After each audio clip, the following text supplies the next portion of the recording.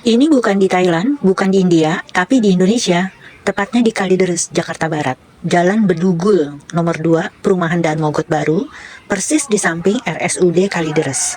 Kuil yang dibangun di atas lahan seluas 4.000 meter persegi ini dirancang dengan perpaduan gaya India Selatan atau Dravidia yang kental, berpadu manis dengan sentuhan budaya lokal Bali dan Jawa. Jadi ini adalah tempat peribadatan agama Hindu yang arsitekturnya berbeda dengan Hindu Bali. Kuil ini menonjolkan menara gerbang atau Raja Gopuram setinggi sekitar 47 meter yang berdiri megah dan dipenuhi detail ukiran warna-warni khas kuil India Selatan. Kuil ini dikenal dengan nama Murugan Temple. Menurut tradisi India, Dewa Murugan adalah dewa perang dan kebijaksanaan yang sangat populer di kalangan suku Tamil. Ini lagi di Murugan Temple sama Rina, Halima, Ratna, ada Ratna, Mita, ada Mita, Ratna. Selain sebagai tempat ibadah, kuil ini juga sebagai destinasi wisata budaya bagi masyarakat umum, yang dibuka pada jam 1 siang sampai jam setengah 4 sore. Untuk menjaga ketenangan tempat ibadah, pengunjung dibatasi sekitar 25 orang per sesi.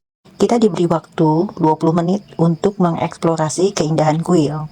Setelah 20 menit, sesi berikutnya yang sudah menunggu di luar gerbang kuil baru diperbolehkan masuk. Jadi masuknya gantian per kelompok.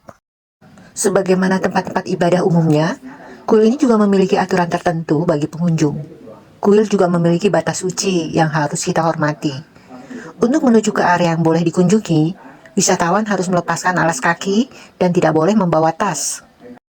Pengelola menyediakan loker, tempat menyimpan tas dan sepatu di dekat pintu masuk. Karena pengunjung diharuskan melepas alas kaki, saya sarankan yang mau kesini sebaiknya menggunakan kaos kaki, supaya telapak kaki nggak kepanasan di rooftop. Area rooftop di lantai 3 ini adalah salah satu spot favorit wisatawan.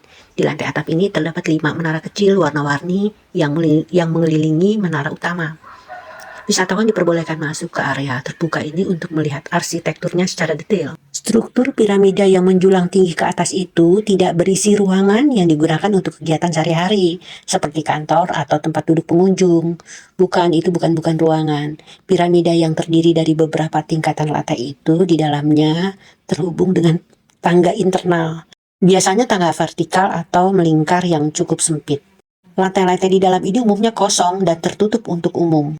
Akses ke dalam menara ini hanya digunakan oleh para pendeta atau petugas kuil untuk keperluan perawatan bangunan, pembersihan, atau saat ritual penyucian berkala, di mana pendeta harus naik ke puncak menara untuk menuangkan air suci.